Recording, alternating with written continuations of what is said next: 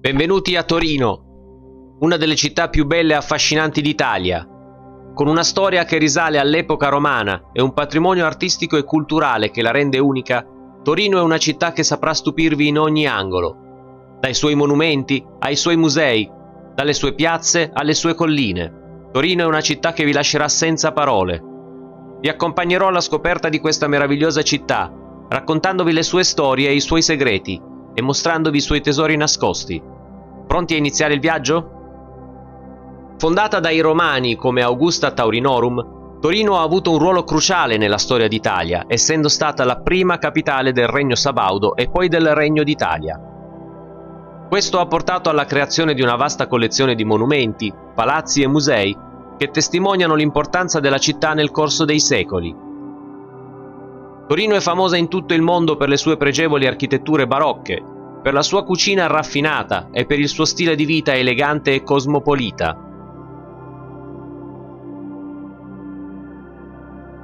Torino è anche una città industriale. Qui hanno sede importanti aziende come la Fiat e la Lavazza. La città è inoltre nota per la sua produzione di cioccolato, di vini e di pregiati tessuti, che rappresentano una parte importante dell'economia locale. Qui si possono gustare le specialità della cucina piemontese. Dopo un aperitivo a base di vermouth, possiamo gustare i famosi agnolotti, il bollito misto, la bagna cauda, il bunette. La Mole Antonelliana e il Museo del Cinema sono due attrazioni imperdibili per chi visita Torino. La Mole è il simbolo della città ed è stata progettata dall'architetto Alessandro Antonelli nel 1863. Con i suoi 167 metri di altezza, la Mole Antonelliana era l'edificio in muratura più alto d'Europa al momento della sua costruzione e ancora oggi domina il panorama torinese con la sua cupola e la sua guglia. La Mole Antonelliana ospita al suo interno il Museo Nazionale del Cinema, uno dei musei più importanti al mondo dedicati al cinema. Il museo offre una panoramica completa sulla storia del cinema, dalla sua nascita fino ai giorni nostri, con una vasta collezione di oggetti, costumi, scenografie e attrezzature cinematografiche. All'interno del museo è possibile ammirare un grande schermo circolare che proietta film e documentari in modo immersivo, permettendo ai visitatori di vivere un'esperienza unica. Il museo si sviluppa lungo la spettacolare rampa elicoidale che circonda il grande vuoto centrale della cupola. Si può accedere all'ascensore panoramico che sale fino a 85 metri di altezza e offre una vista a mozzafiato sulla città e sulle montagne circostanti. La Mole Antonelliana e il Museo del Cinema sono una tappa obbligata per chi visita Torino. Il Museo Egizio è il più importante museo egizio del mondo dopo quello del Cairo. Si trova nell'edificio seicentesco di Palazzo dell'Accademia delle Scienze e ospita circa 6.500 reperti tra statue, sarcofagi e corredi funerari, mummie, papiri, amuleti, gioielli e molto altro. Il museo egizio vi farà fare un viaggio nel tempo alla scoperta della storia e dei misteri di questa antica civiltà. Tra le attrazioni principali ci sono la statua di Ramses II, il sarcofago di Ka, il celebre papiro dei re o papiro di Torino e gli oggetti provenienti dalla tomba di Nefertari. Il Duomo di Torino è la cattedrale di San Giovanni Battista ed è una delle principali chiese della città e uno dei simboli della fede cattolica in Piemonte. Il Duomo fu costruito alla fine del XV secolo ed è l'unico edificio religioso in stile rinascimentale della città. La Cappella della Sindone è un'opera architettonica dell'architetto Guarino Guarini ed è collegata al Duomo tramite un corridoio sospeso e ospita al suo interno una teca blindata dove è conservata la Sindone, il lenzuolo che avrebbe avvolto Gesù nel suo sepolcro. La Sindone viene esposta al pubblico solo in rare occasioni, ma potete comunque ammirarne una copia fedele nella navata del Duomo. La Sindone è stata oggetto di numerose indagini scientifiche e storiche, ma la sua origine e la sua autenticità rimangono ancora oggetto di dibattito e di controversia. La Cappella della Sindone fu danneggiata da un incendio nel 1997 e fu poi restaurata e riaperta nel 2018.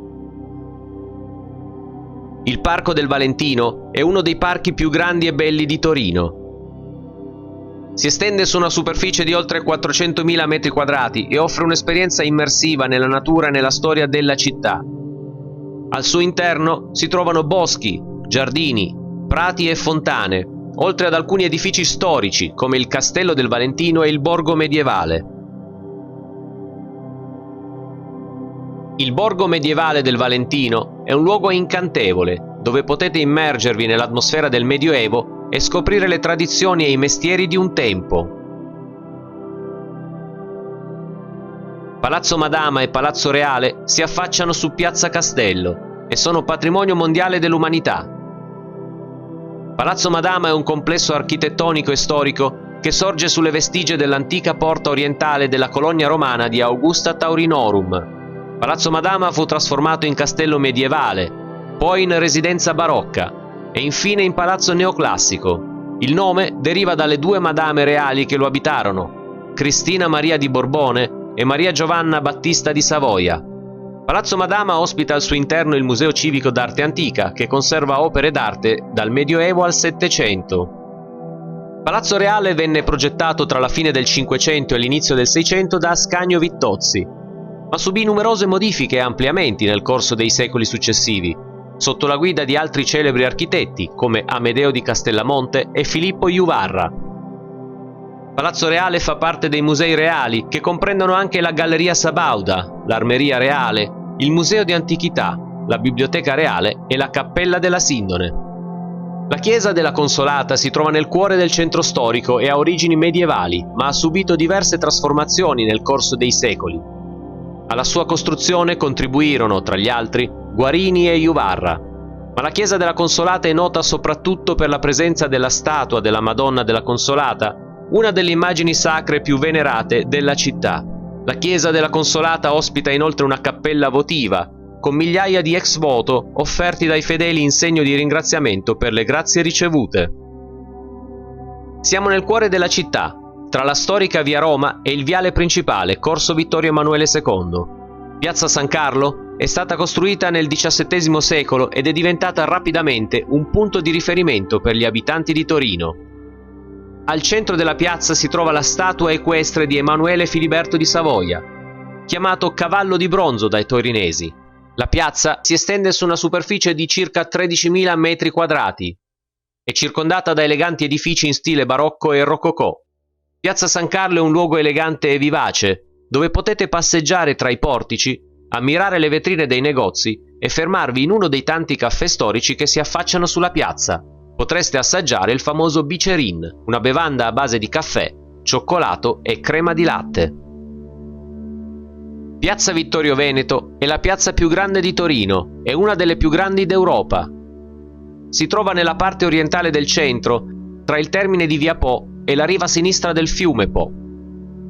La piazza termina con lo storico ponte Vittorio Emanuele I, che collega la piazza alla chiesa della Gran Madre di Dio. Piazza Vittorio Veneto si estende su una superficie di 31.000 metri quadrati ed è circondata da eleganti palazzi porticati in stile neoclassico e ospita numerosi locali, ristoranti, caffè e negozi.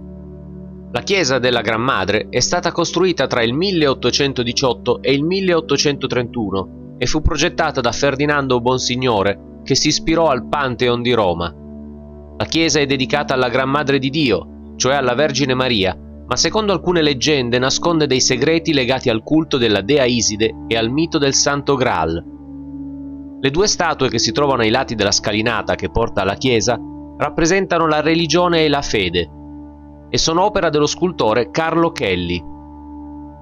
La religione tiene in mano una croce, mentre la fede tiene in grembo un libro aperto e un calice. Questo calice ha fatto pensare a molti che si tratti del Santo Graal. Alcuni credono che il Santo Graal sia stato portato a Torino dai Templari e che sia nascosto sotto la chiesa o sotto il ponte Vittorio Emanuele I. Altri pensano che il calice sia solo un simbolo esoterico che indica la conoscenza segreta custodita dalla chiesa. Piazza Statuto è la piazza più occidentale del centro di Torino e si trova all'inizio di Corso Francia.